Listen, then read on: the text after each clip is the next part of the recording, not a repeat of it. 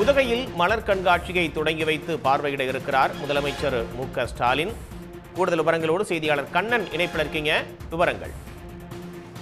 நிச்சயமாக ஒவ்வொரு ஆண்டும் இந்த கோடை காலத்தை ஒட்டி ஊட்டியில் கோடை விழாவானது கொண்டாடப்படும். அந்த கோடை விழாவில் மலர் கண்காட்சியானது மிக முக்கியமான ஒரு நிகழ்வாக பார்க்கப்படுகிறது. இந்த ஆண்டு அந்த மலர் கண்காட்சியானது 15ஆம் தேதி தொடங்கி 25ஆம் தேதி வரை நடைபெறும் என்று மாவட்ட நிர்வாகம் சார்பில் அறிவிக்கப்பட்டுள்ளது.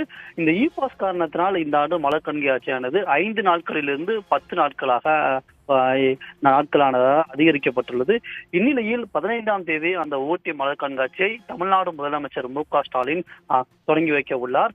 இதற்காக நாளை ஊட்டி செல்லும் முதலமைச்சர் மு.க.ஸ்டாலின் 15ஆம் தேதி அந்த ஊட்டி மலர் கண்காட்சியை திறந்து வைத்து பார்வையிடுகிறார்.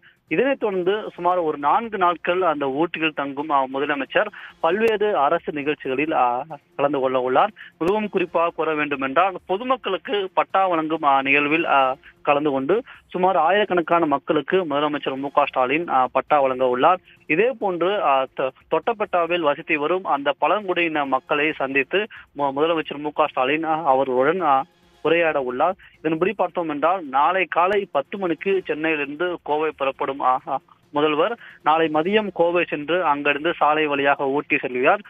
ஊட்டி சென்று இது போன்ற பல்வேறு நிகழ்ச்சிகளில் கலந்து கொண்டு 16ஆம் தேதி அல்லது 17ஆம் தேதி முதலமைச்சர் மு.க.ஸ்டாலின் சென்னை திரும்புவார் என்று எதிர்பார்க்கப்படுகிறது. தகவல்களுக்கு நன்றி கண்ணன்.